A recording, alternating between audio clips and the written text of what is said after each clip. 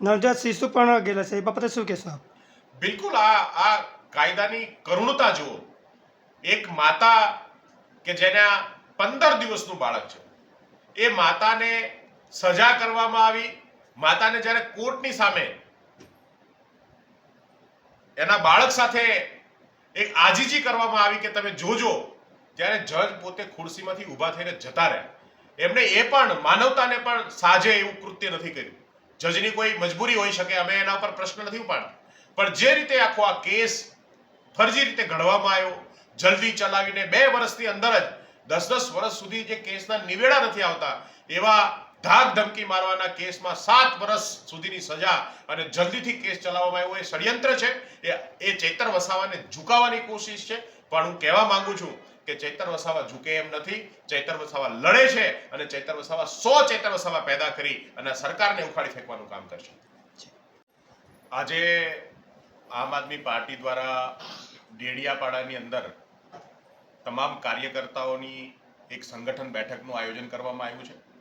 ગઈકાલે ચેતરભાઈને એક કેસમાં 9 જેટલા સાથીઓ સાથે 7 વર્ષની સજા કોર્ટે આપી છે. આમ જોવા જઈએ તો સામાન્ય રીતે કોર્ટની અંદર કેસો 10-10 વર્ષ સુધી ચાલતા હોય છે, પણ આ રાજકીય કિન્નાખોરી રાખીને ઉપજાવી કાઢેલા કેસમાં કેટલીક વાતો આપણી પાસે આજે આ કેસનું જ્યારે હિયરિંગ થયું ત્યારે દેખીતી રીતે એ સમજાઈ આવે કે આ સંપૂર્ણ રીતે એક પ્રકારની કિન્નાખોરી હતી. કોર્ટની અંદર મોટાભાગે જ્યારે ફાઇનલ હિયરિંગ ચાલતું હોય ત્યારે જે પણ ગવાહ હોય, જેમની ગવાહી ઉપર આખો કેસ ટકેલો હોય, એમણે પોતે ફિઝિકલી ત્યાં હાજર રહેવું જરૂરી હોય છે.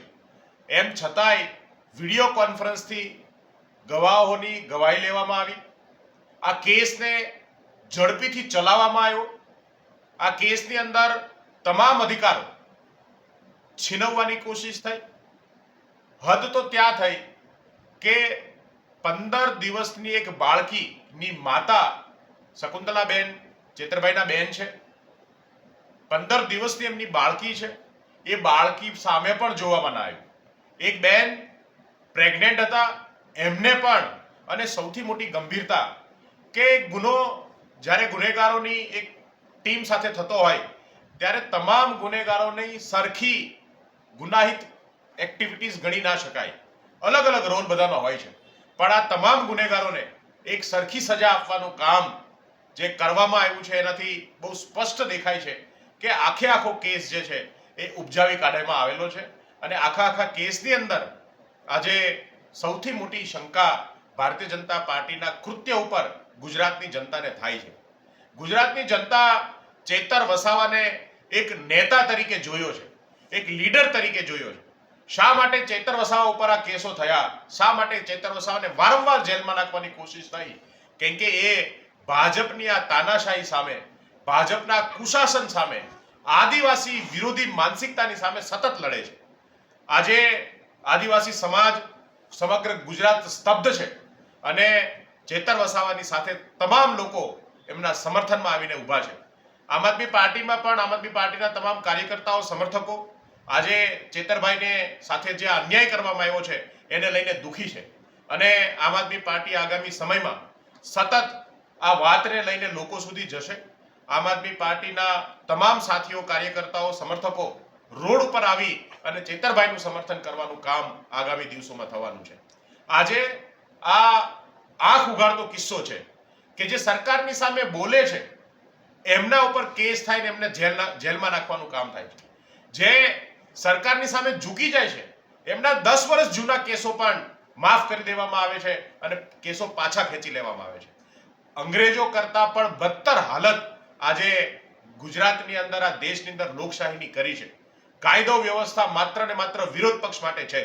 સત્તા પક્ષમાં બેઠેલા લોકો પોતાની રીતે દેશને લૂંટવાનું, ગુજરાતને લૂંટવાનું કામ કરે છે. અનેક ગુનાહિત લોકો આજે ભાજપમાં છે, પણ એના ઉપર કોઈ કાર્યવાહી કરવામાં આવતી નથી. આવા સમયમાં ચેતરભાઈ ઉપર જે રીતે આ ષડયંત્ર રચવામાં આવ્યું અને એમને જેલમાં નાખવાનો કોશિશ કરવામાં આવી, એમની સામે તમામ લડાઈ, કાયદાકીય લડાઈ પણ આમ આદમી પાર્ટી લડશે. ગ્રાઉન્ડ સુધી રોડથી લઈ અને વિધાનસભા સંસદ સુધી આ લડાઈ જે છે એ લડવામાં આવશે અને એક ગેરંટી સાથે કે તમે એક ચેતર વસાવાને ઝુકાવવાની કોશિશ કરો છો, તમે ભૂલ કરો છો. ગુજરાતની અંદર અમે 100 ચેતર વસાવા પેદા કરવાની શક્તિ ગુજરાતના લોકોમાં છે, આમ આદમી પાર્ટીમાં છે. 100 ચેતર વસાવા આગામી સમયમાં તમારી સામે લડશે અને જીતશે અને એ ગેરંટી સાથે અમે આ લડાઈને આગળ લઈ જવા માંગીએ છીએ અને આગળ લઈ જઈશું. જી નવું